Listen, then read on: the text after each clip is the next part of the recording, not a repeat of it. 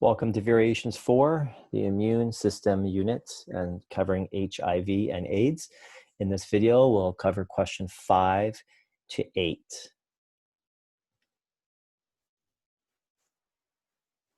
So question number 5, explain the basic pathological process of an HIV infection. So in general, these are the bullet points.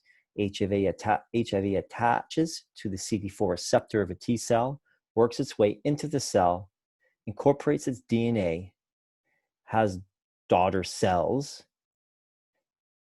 and eventually the cell is destroyed by way of these daughter cells exiting. Okay, so let's look at a picture to sum that up.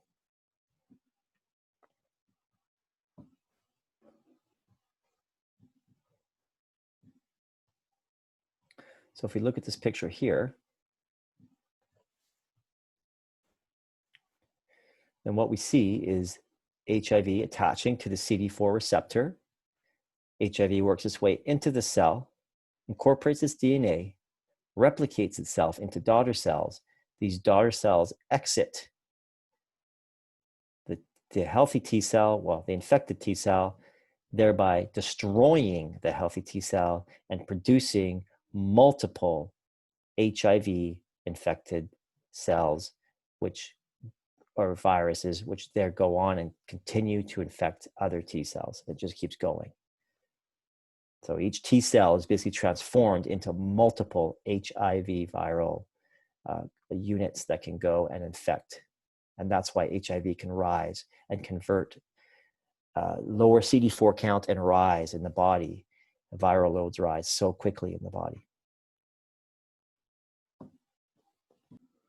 Number 6, explain the relationship between CD4 count and viral load in the acute stage of HIV infection. So to do that, the easiest way is to look at our PowerPoint and to look at the slide here. We have a nice graph right here. And what I want to show you is this.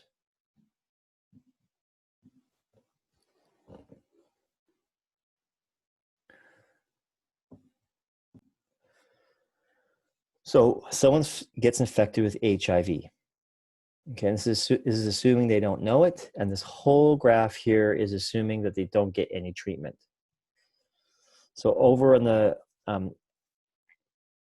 x-axis here, you've got time in months and years, and in y-axis, you've got a couple of things going up. So what happens? They get infected. Okay, the immune system takes a bit of a hit, first of all. It's kind of like a shock to the system, and CD4 count drops a little bit. This is within the first 2 months. And because the CD4 count dropped a bit, viral loads have a chance to kind of spike up. So viral load goes up high early on, and this is where it starts to become detectable. Which is the window period we talked about, which is a few weeks to a few months. But then the immune system bounces back and is able to put on a pretty good fight against the HIV. The counts are still pretty high with CD4 count. It's still pretty high. And so viral loads go down. Meanwhile, the antibodies are being produced, and so they become detectable. And then they get to a certain level and just stay that way. If we don't do anything about it, the antibodies stay to a certain level. Over time, though, the CD4 count starts to go down. And the reason why it starts to lower is because of that picture I just showed you about how the daughter cells destroy the T cells.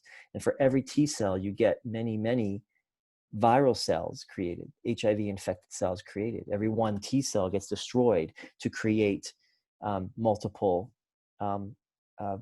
cells infected with the virus. And so it's only so long the CD4 count can stay up there without any help from medicine. So it starts to go down after a while because they're getting destroyed so quickly by the HIV virus.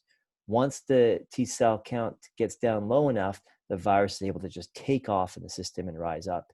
And now you got T cells way down, viral load way up, and you're heading into full-blown AIDS. And so 8 is just a repeat of what we said a couple times above, that the window period based on that graph is about 3 weeks to 3 months before you can be diagnosed with HIV.